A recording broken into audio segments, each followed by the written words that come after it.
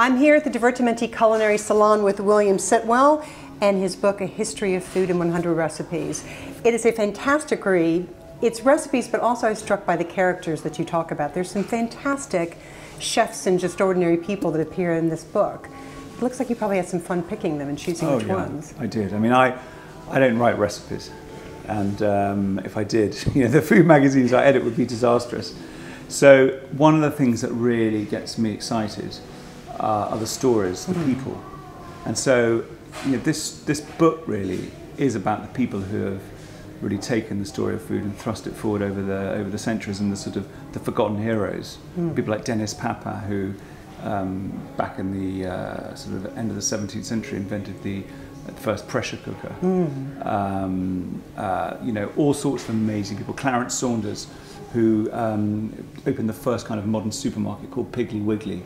And these kind of amazing characters, and finding these people, telling their story.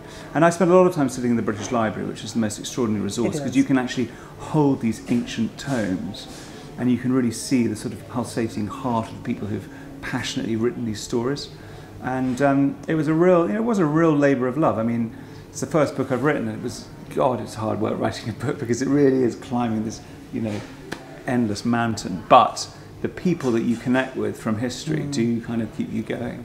But I would imagine that it must have been difficult to winnow it down to 100, because I kept feeling like, there's more that you want to tell us, which is fantastic, because it led me going, I bet there's, some other stories that are out there. I mean, in a way, the conceit of 100 helps one, because you've got to really focus the mind. And every recipe, every chapter, I remember talking about this with my publisher, I can argue why this person's in the book and why someone else isn't in the book, because I really had to be able to champion the particular stories. And so I've tried to sort of evenly pace things throughout the 4,000 years. I mean, obviously we pick up pace, and there's more to get through in the 20th century, because there's so many advances in terms of technology and societal and cultural changes. So there's a hell of a lot to get through. But I had to be disciplined. I mean, I did work with a researcher, and she was amazing, Georgia Matchell, and she and I would discuss, okay, right, we're in the 18th century, what are the key inventions, what are the key characters, what are the key drives that are important for food, and then we would argue which stories would go in. I mean, I wrote chapters that ended up being dead ends. I wanted to write a history of the cheese grater, and I discovered on the internet that there is actually there's a museum devoted to the cheese grater in The Hague. Of course there is. There isn't. Oh no! There isn't. And it's amazing how, I really wanted to get primary sources. I wanted to get every story had to be rooted in reality, i.e., not just through 1,000 pages deep down in Google, because there's a lot of mythology written about stuff. So, there's no history of the cheese grater here, because I can't find its origins. There was no museum in The Hague. But there's other things that I uncovered that are just as interesting. Well, what struck me too is some of the things that we think we're kind of doing for the first time are actually things that, were done hundreds, more, thousands of years ago, which I thought was fascinating as well. It makes us rethink kind of what we're doing today. Well, one of the things about food is this endless cycle that you get through the centuries.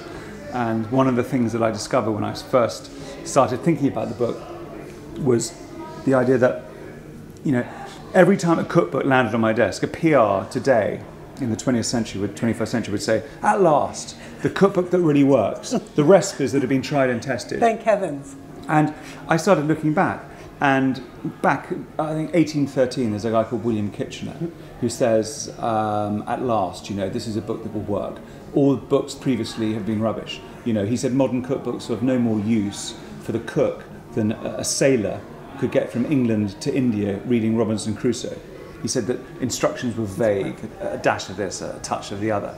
You find Hannah Glass saying, I have attempted a more plainer, simpler book than ever before. I went back to one of the earliest manuscripts in 1500, and it says, here beginneth a tale of noble feasts, and ye shall not find a more book that is as plain as this. So, people have been saying that it's simple forever, but then what happens is you get a simple cookbook, where the recipe is easy, and then someone says, no, we need to do the authentic thing, which is much longer. So, you know, we know it now because you know, Jamie goes from 15 minutes to 5 minutes to comfort, which is longer.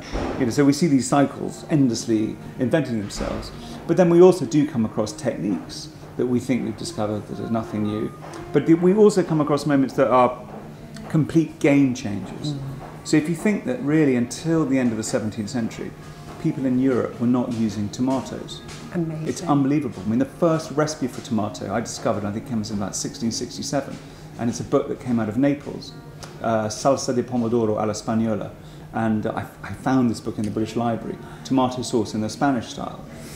And that's the first recipe in history written down using a tomato. Amazing. So what the hell were they cooking with?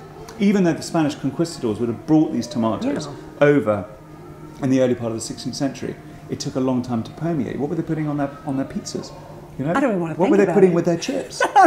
don't even go there. I mean, it's unbelievable, isn't it? So there are moments when discoveries, inventions radically change things. And I'm sure that there will still be those moments, you know, in the future where we completely reinvent the way we do things. And you'll have to do a sequel. Yeah, well, 100, I know. I mean, funnily enough, the paperback's coming out next year.